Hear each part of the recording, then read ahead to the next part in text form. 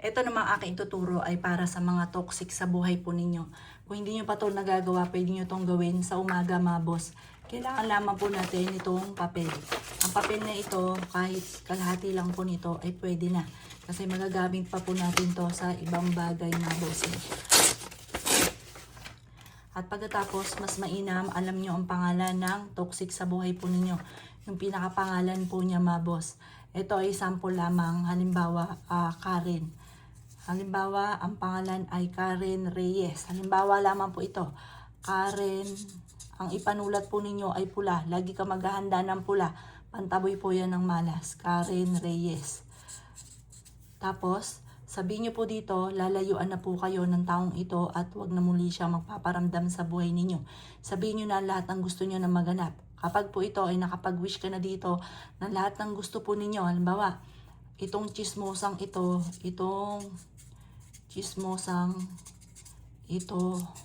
at inggitera ay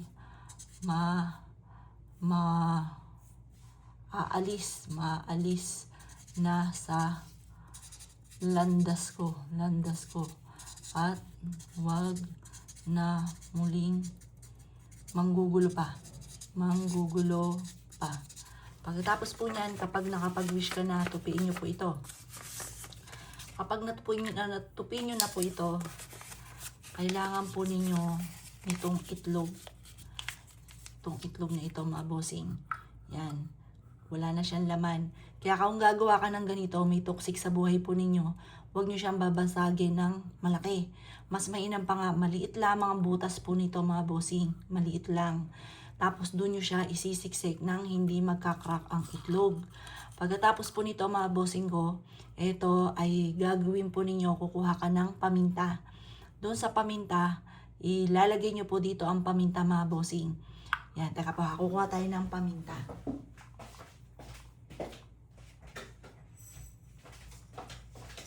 Yan, ito po yung paminta. Kuha tayo ng paminta.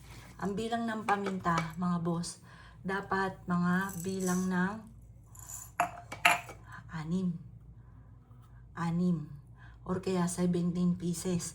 Kasi ang meaning ng 17, galit ka na. 1, 2, 3, 4, 5, 6, 7, 8, 9, 10, 11, 12, 13, 14, 15, 16, 17. Yan.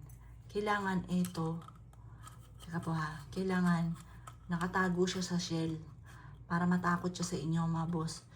Yan. Litan nyo na lang itong pinakapapel po ninyo. At kailangan nakatago siya sa shell.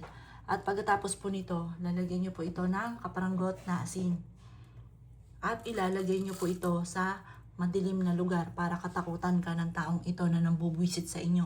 Pagkatapos, mga bossing ko, ng 1 linggo sa madilim na lugar, itapon nyo po ito sa malayo.